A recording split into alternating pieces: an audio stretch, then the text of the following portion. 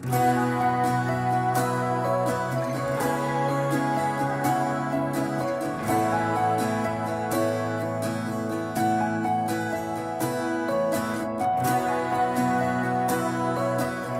you noticed how big coffee mugs are getting?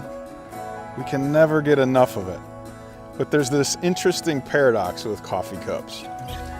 You can put a lot of coffee in them, but you can't make them too full.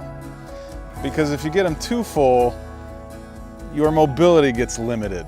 Your freedom gets squelched because you gotta move just right. If you move too quick, it's gonna spill on your hand and you're gonna be burned. You move too quick, it's gonna spill on the floor and you're gonna have a mess. What's interesting is that a lot of us live our lives this way, don't we? We fill it up to the top. Look at the way we spend money. Look at the way we schedule our calendar. Look at the way that we build relationships. It's full, full, full all the time. And somehow we don't feel like life is given to us in that. We feel like life is limited in that, don't we? We feel restricted, like we can't move the way we want to. There's no margin for error. There's no margin for living life in the moment. You've got to be focused all the time.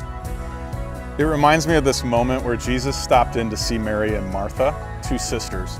And Mary's sitting at the feet of Jesus listening to him teach, while Martha's in the kitchen with her coffee cup full. She's busy trying to get lunch ready and prepared for her guest. And she gets a little mad with Mary and asks Jesus to send her into the kitchen to get to work. And Jesus says, listen, Mary has actually chosen rightly.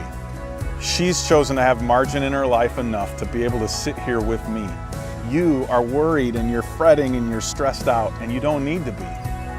What's interesting in that is that it was Martha's choice, Jesus says. That means that you and I have a choice too. We can continue to live life to the max, limited and not as free as we might want to be. Or we could decide that we're going to pour just a little bit out, leave a little bit more margin for error, and live life more free. Because maybe life to the max doesn't mean life at the max.